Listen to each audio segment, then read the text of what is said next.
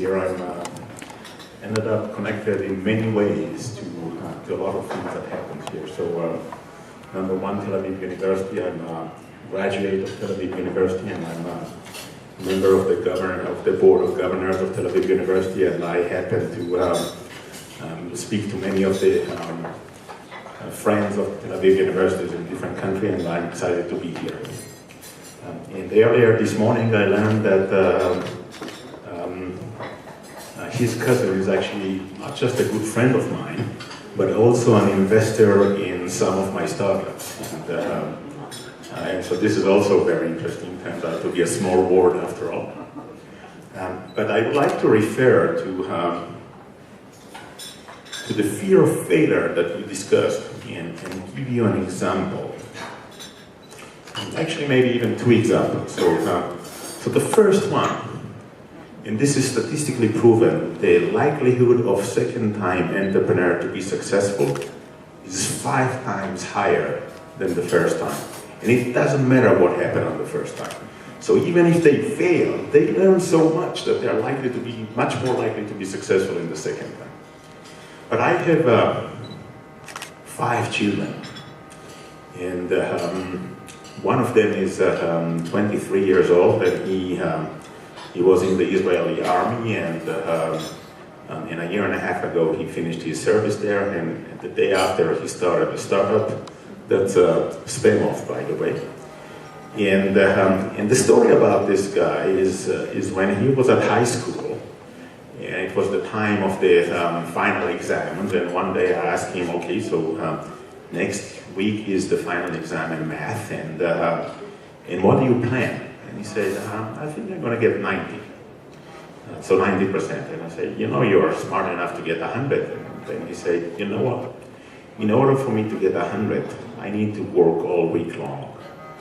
90, I don't need to work at all. And so 90 was good enough for him. And I liked that a lot, because he basically did, you know, rather than say, I'm not going to fail, or I'm going to get the best I can, I'm going to get good enough. And I was happy with that. Obviously, my wife, which is now my ex-wife, didn't like that, because she was looking for perfection, and I was looking for good enough. So I would like to take it this morning. By the way, that's my email, uri@vx.com, and I answer all of my emails, not necessarily in real time, but I do answer all of them. And I would like to take you this morning through few journeys. So one of them is about entrepreneurship in general, and the other one is around the Waze story, that I assume that everyone here hate traffic jam and use Waze. And another one is a point of view of disruption. Right? So in many cases we might be speaking about disruptive technology, but in reality it's not about technology, it's about how we change the way we are doing things. And the last one is about traffic. And you know, when I travel a lot, I travel more than half of my time, and I meet Waze users everywhere, and everyone tells me that their traffic jams are the most severe there are. But when I hear it here, you're actually close to being right. So it's really bad. And so a thesis about traffic in general and how we can solve that. And it's not easy, but it's actually doable. So entrepreneurship always starts with a very, very strong feeling, a very strong emotion that could be either love or hate, right? So I hate traffic jams. And it starts with the frustrations, and then you start to become angry, or it starts with something that you see and you say, this is amazing, it needs to be that way anywhere. And you start to build your own dream, and you start to develop the passion to do that. And immediately after that, you realize that you will need to sacrifice a lot of things if you're going to go into this journey. Now, this journey is a roller coaster journey. And there are ups and downs and ups and downs, and sometimes it's one day you think you're on the top of the world, and the next day you think that you're losing it, and sometimes it's on the same day. I could quote here So one of the biggest venture capitals in the Silicon Valley is Andreessen Horowitz. And Ben Horowitz used to be a CEO of a startup. And one day he was asked whether or not he was sleeping well at night as a CEO of the startup. And he said, oh yeah, I slept like a baby. I woke up every 2 hours and cried. And this is the reality, right? So there are days that you go home crying because it doesn't work, right? Or something that is significant didn't work. And in reality, it's a roller coaster, right? So there are ups and downs like that. And at the same time, there is no doubt what's next. For an entrepreneur, if you would ask an entrepreneur, okay, so excellent, so what are you going to do after this startup? It's always the next startup. And in most cases, they actually know what the next startup is all about. So we started Waze in 2007. Now, 2009, so 2008 was a terrible year on the market, and then 2009 I got my annual statement on my retirement plan, and in addition to losing money on the market, they also charged me fees for losing money, right? And that was, I was actually frustrated, not with the fact that I'm paying fees, but with the fact that I didn't know that I'm paying those. And so I already decided in 2009 that my next startup is going to be FX. Now, 2009 is the year that we launched Waze. I didn't touch that idea and this concept until 2013, right? When I started FX, I already knew that I'm going to build Fairfly, NG, and many other startups. And if you would ask me, okay, so what startups are you going to start this year? I actually know. If you would ask me what's going to start next year, I actually know that as well. So I want you to imagine entrepreneurship exactly like falling in love, right? So there are many ideas that you think of, and eventually you pick up one and you say, this is it, right? This is the one that I'm going to work on. Or you go to many dates, and eventually there is one that you say, she is the one. And at the beginning, you only spend time with your idea by yourself, right? So you look at it from the problems perspective and the solution perspective and the go-to-market, and you build a strategy and you actually play everything in your head. Or you only spend time with the date and you don't want to see anyone else. You only want to spend time with your date until you have confident enough, until you're confident enough in this idea and you start telling your friends. And this is usually, they will tell you that will never work, right? Or this is the stupidest idea that I ever heard. And I heard that on Waze and I heard that on many of my startups. Or you take your date to meet your friends for the first time, and they're saying, she is not for you. And usually, you disengage from your friends. Because you need to be in love with what you're doing in order to actually go through the hardship of the journey. And the journey is really long. And the longest part of it is the one that says lack of traction.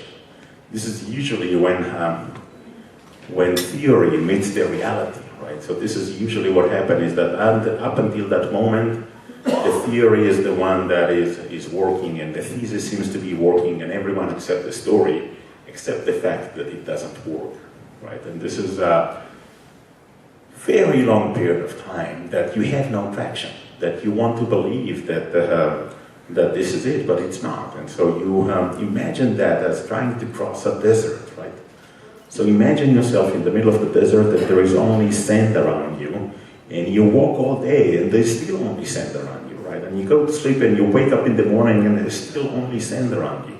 And so you don't even notice that you're making progress. You're making baby steps in terms of progress, but only eventually at the end of this journey, you will be out of the desert and you will start to create traction. And the journey is a journey of failures. And this is critical to understand, right? Because we're trying to do something that no one did before. And so we don't know. We want to believe that we know exactly where we are going. And we really believe in that, but we don't. And so we're trying something, and it doesn't work. And so we try something else, and it doesn't work. And we keep on trying different things until we find one thing that does work. And then we basically just move to the next part of the journey, right? So if the first part of the journey will be around product market fit, so how do we create a product that creates value? Then the next part of the journey will be So how do I grow? Or how do I go global? Or how do I make money out of that? And each one of them is a journey. And each one of those journeys is a journey of failures. And even though that we, on day one, if someone will ask me, what is the business model for this startup? I will tell them the business model of the startup, and I will actually believe in that. But it doesn't say that at the end of the journey of trying to figure out what's the business model, it's going to remain the same. Very likely that it will change. The first business model that you figure out, if you will go to the people that you expect them to pay, and you will tell them about this business model, they're probably going to be laughing. It doesn't make sense, but over time it does. The first year is maybe the most important year of the startup, because this is where you establish everything. And so you establish the mission. You basically say, okay, this is the problem I'm going to solve. And you build up the mission, and you harness everyone around that mission. But it's also the day that you start to build a working place. And it's your opportunity to decide what kind of DNA this working place has. And what are the values that we stand for, and what kind of people we would like to be on board. And so essentially I would say that at the end of the first year, the company will have a DNA of itself. And whether or not it's the one that you want or not, it's up to you to decide on the first day. A lot of entrepreneurs come to me with their concepts and ideas, and they ask me, what do I think about it? And I usually tell them two things. So number one, understand the perception of the problem by the users you think that they have. So what is the problem you're trying to solve, and who are the users that actually have that?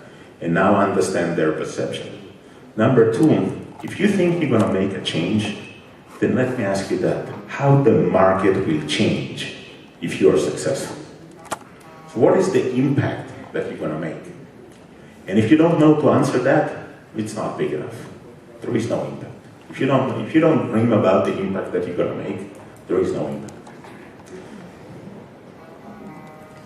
So part of the journey is that we celebrate a lot of things. We say that this is going to be a journey of failures, right? So every time that we have a local success or a small success, we celebrate that.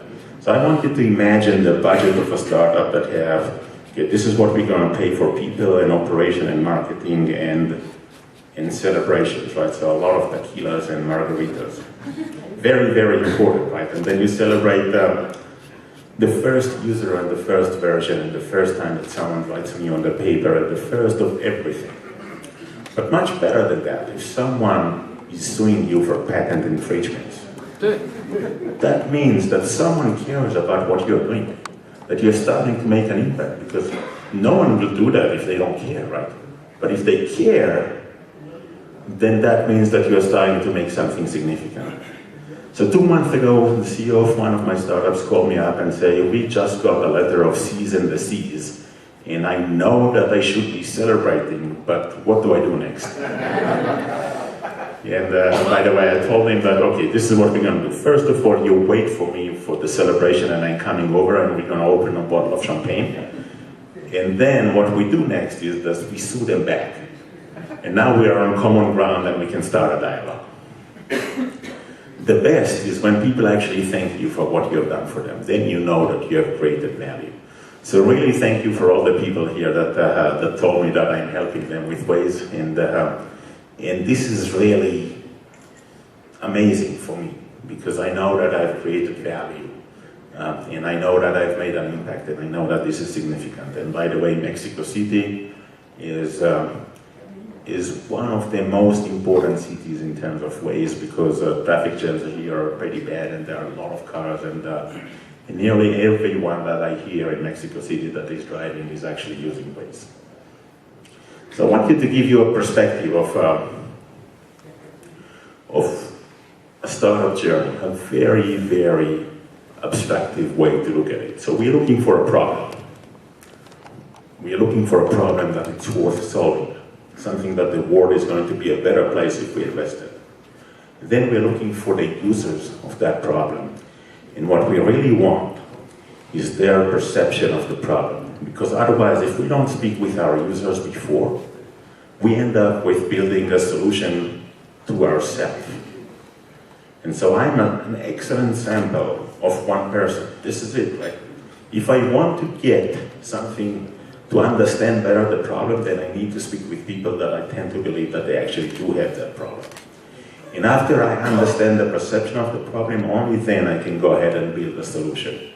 Now, if you want the rule of thumb, 100 people, speak with 100 people. And the reason that I say 100, because if I will say 10, you're going to speak with your close friends, that they might have the same status as yours, or the same education, or the same environment, and you prove only one segment that is relevant. If you think the problem is bigger, then I want you to speak with other people that you don't even know. So the Waze journey, this is a pretty amazing journey, and part of it is because when we started, what we wanted to do is we wanted to help people to avoid traffic jams.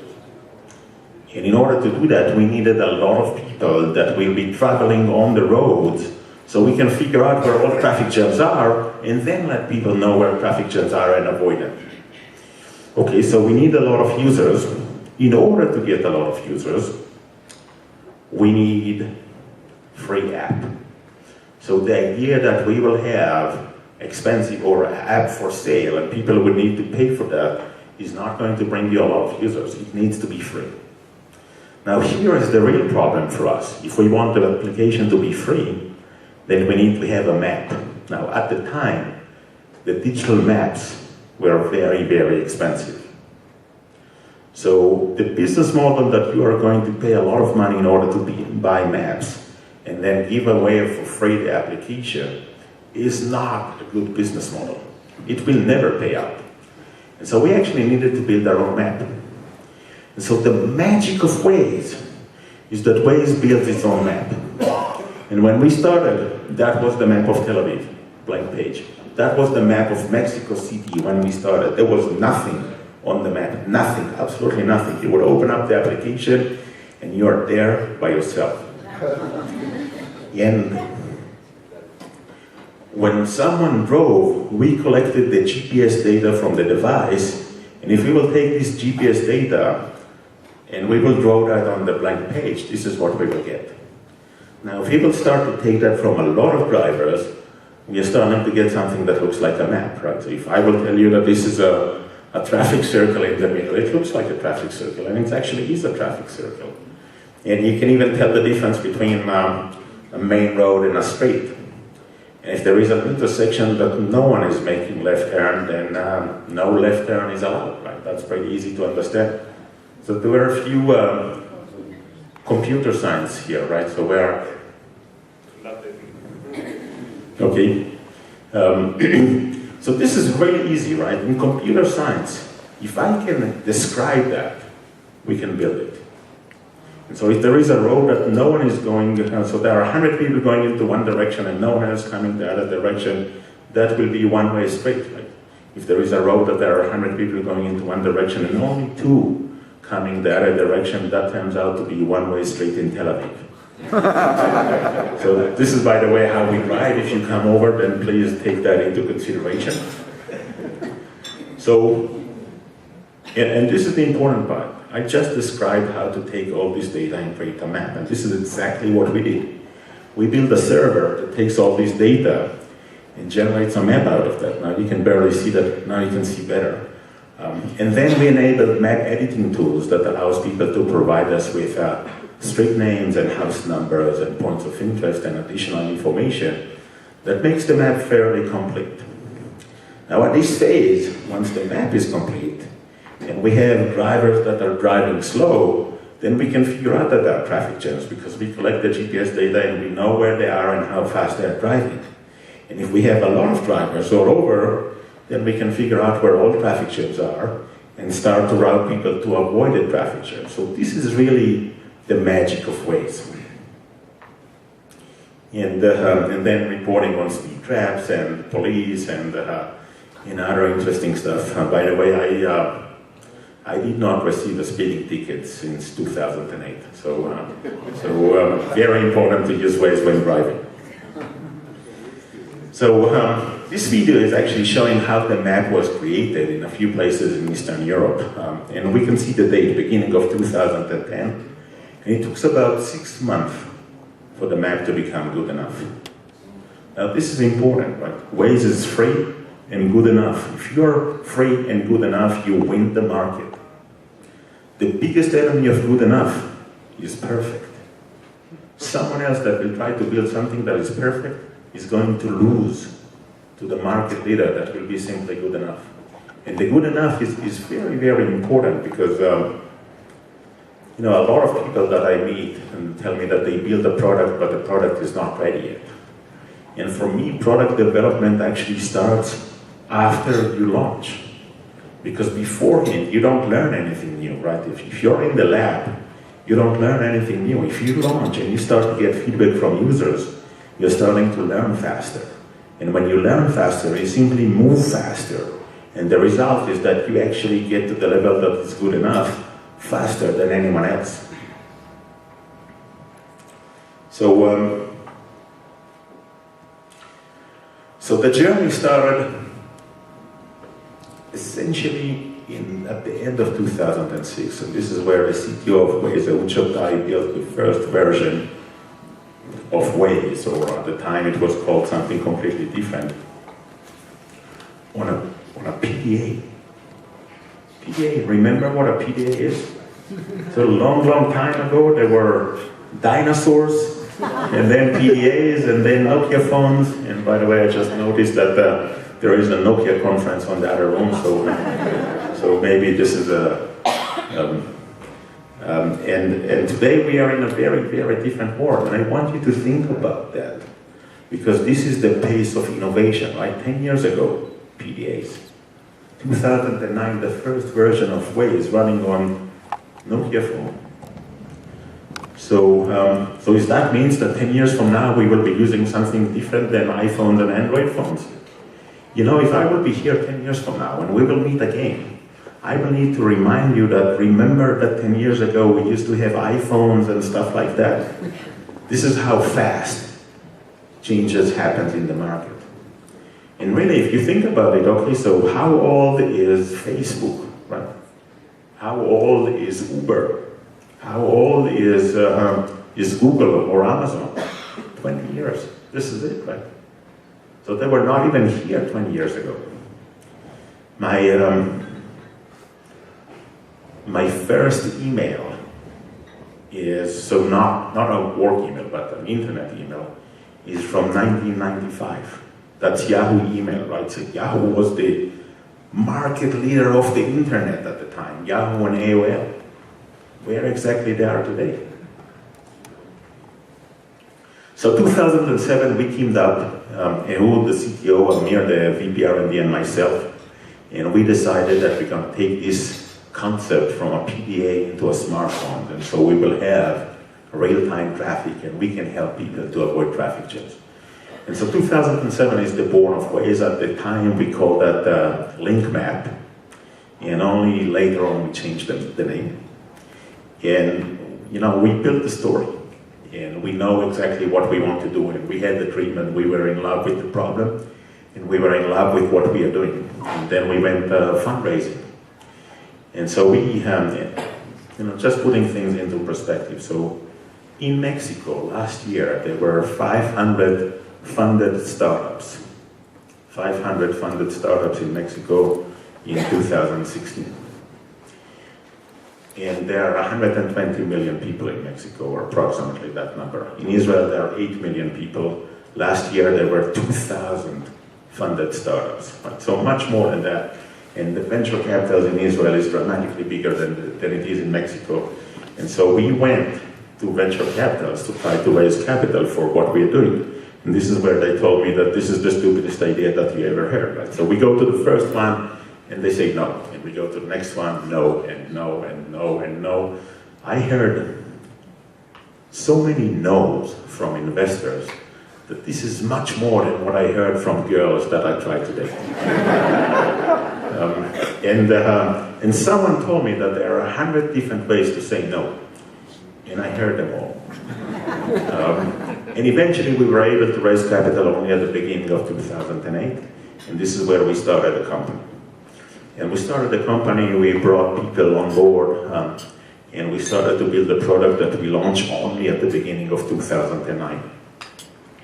And we started in Israel, and it turns out to be working beautifully in Israel. And so we figure out, okay, if this is working in Israel, it should be working everywhere, right? So we started with a blank page there. And we made the service available everywhere. And we thought that this is it, but then it turns out that it's not. So in 2010, we actually had lack of traction pretty much nearly everywhere. So we had a couple of successes in the Czech Republic and in Slovakia and in Latvia, in Eastern Europe, and then Ecuador actually in Latin America, but that's about it. Everywhere else, it was not good enough. And so, you figure out that it's not good enough. You go and ask the people, you go and ask the users what doesn't work for them. You have amazing metrics out of the system, so you know exactly what's going on.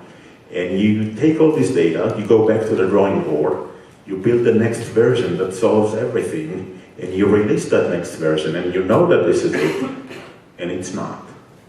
And you keep on doing iteration after iteration, and each one of them, you're 100% sure that this is it, and it's not. Just making a baby step, just making small improvement, and small improvement, and small improvement, and small improvement.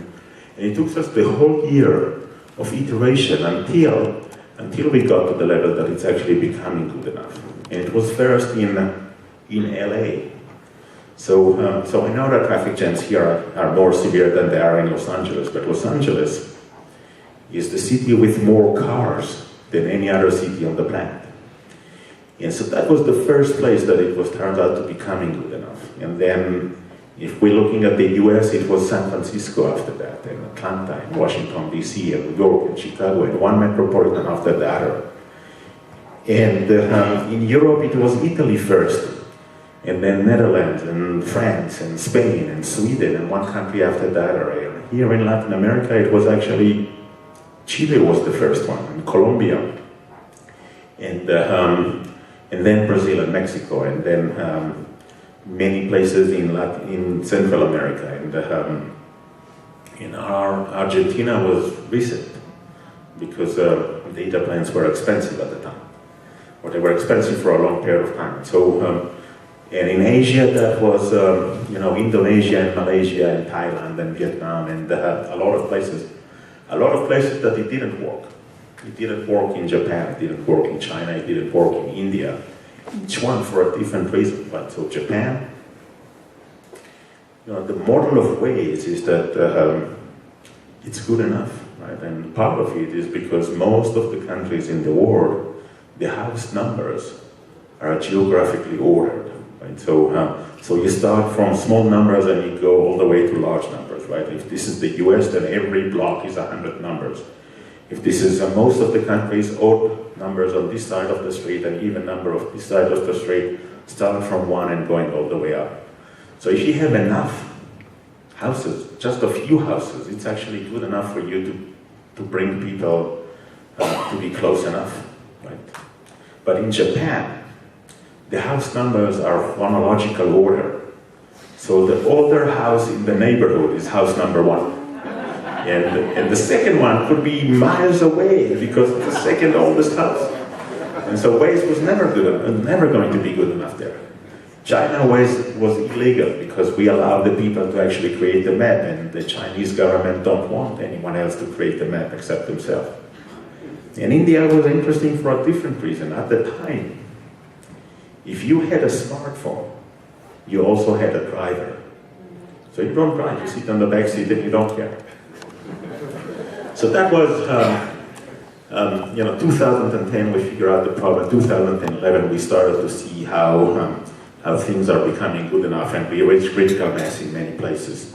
2012, Waze was actually growing faster than the entire navigation industry together. So you take all navigation devices and all navigation apps and all in-car navigation systems, Waze was growing faster than all of them together. By the way, my first visit in Mexico with the Waze was in 2010, and I met here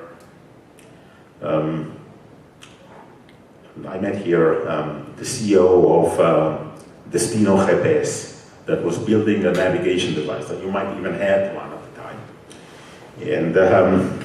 And I tried to convince him to cooperate, and it didn't work out, but he took me to lunch.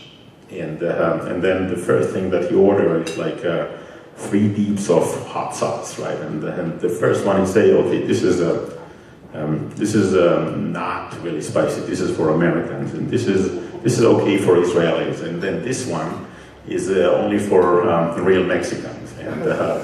And so I tried that, and it was spicy, really, really, really spicy. So that was habanero. But I do like spicy food. So 2012, Waze was growing faster than the entire navigation industry together. In 2013, Google came up with a proposal to acquire us, and we simply said yes. The acquisition or the offer seemed the right for us, and this is coming from Google, which was at the time the biggest competitor that we had in terms of driving app. We thought it's the right thing to do, and we thought that this is going to secure the growth. And Google committed to the vision that we had to help drivers to avoid traffic jams. So we simply said yes. And I left the day after the acquisition in order to build more startups and other startups. So some of the most important tips that I have for entrepreneurs in general, but when you come to think about it, they are extremely valuable for any business. So understand who are your users and what's their perception of the problem. If we don't do that, we are building our own solutions. You know, if you are the only person on the planet that actually have this problem, then I would recommend a shrink. That's much easier, much cheaper than building a company.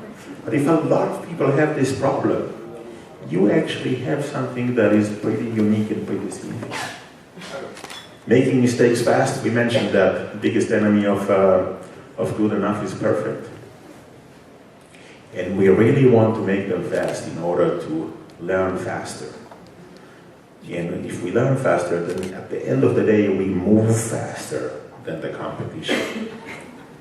So here's a story about 2 Israelis going into a safari in Africa. And after spending a couple of nights in the lodge, they decided that this is really nice, but not dangerous. So let's try something more dangerous, and let's spend the night in a tent outside the lodge. And sure enough, during the middle of the night, there is a roar of a lion, and they woke up, and that was a pretty scary moment for them. And one guy say, what shall we do? What shall we do? And so the other guy say, let's run back to the lodge. And so the first guy starting to put on his sneakers. And so the other guy told him, what, are you nuts? You already think you're gonna outrun the lion? He'd say, no, I need to outrun you. So this is about being fast enough, right? We need to be faster than the alternatives. The DNA and the mission defines the journey. Falling in love with the problem, not the solution. And I have an email thread dialogue with someone that is trying to explain what they are doing, and eventually I asked him, so what is the problem you're trying to solve? And his answer was, our solution is. And then I said, no, I don't care about your solution. What is the problem you're trying to solve? And he answered again, our solution is, right? I don't care about solutions, I care about the problem. If you claim ownership of the problem, you are going to become the market leader. If you fall in love with your own solution, you would miss the turn when the market will change, when the problem disappears. And you will still try to build your own solution, but no one cares about that anymore. Focus. And I have different t-shirts with all of those key messages, right? And I would be wearing different, each one of them differently. But the one about focus says, the main thing is to keep the main thing the main thing. And this is very, very hard, right? Because in particular in a startup, you tend to believe that you can do everything. And, but in reality, you only need to do one thing right, and this is solve the problem, right? So focus on the problem. The last one is very, very challenging. And so I ended up speaking with a lot of entrepreneurs, and I spoke with about 20 entrepreneurs, interviewed 20 entrepreneurs last year, that their last startup failed. And I asked them why. And half of them say because the team was not right. So the team was not right means maybe some of them were not good enough. Maybe they had ego management issues or lack of communication. Maybe they all had the same skill set and they needed diversification of skill sets. And then I asked them, when did you know that the team is not right? And all of them knew in the first month. Some of them the first day. One of them told me before we even started. So they all knew within the first month that the team is not right. So the problem is not that the team is not right. The problem was that the CEO didn't make the hard decision. Making easy decisions is easy. Making hard decisions is hard. And the CEO didn't make that decision, which, by the way, imagine yourself not as the leader that is responsible to make the hard decisions, but as someone in the team, right? So if the team is not right, you know that. Everyone knows that. It's not a secret, right? And you know that, and you see that the CEO doesn't make anything about it. There are only two options. Number one, the CEO doesn't know, which means that the CEO is stupid. This is not good. Number two, the CEO does know, and still doesn't do anything about it. It's even worse. The CEO lacks the leadership to make the hard decisions. At both cases, the result is the same. The key people would leave. The top performer would leave. They have options. They would go to someplace else that there is someone that is going to make the hard decisions. Now, in reality, no one likes to make the hard decisions. So in all the organization, they will be pushed to the upper level to make the hard decisions until there is someone that is ready to make the hard decisions. One of the most significant tools that I offer CEOs when they need to deal with making hard decisions, then I tell them, actually, three answers to that. So one of them is I tell them, imagine that tomorrow morning there's going to be a new CEO in place, right? So you decided to quit, and tomorrow morning there is a new CEO. What decision this new CEO will make? Because this helps them to forget about the past and focus only on the future. So you don't care about the history. A new CEO doesn't even know the history. So this is one tool.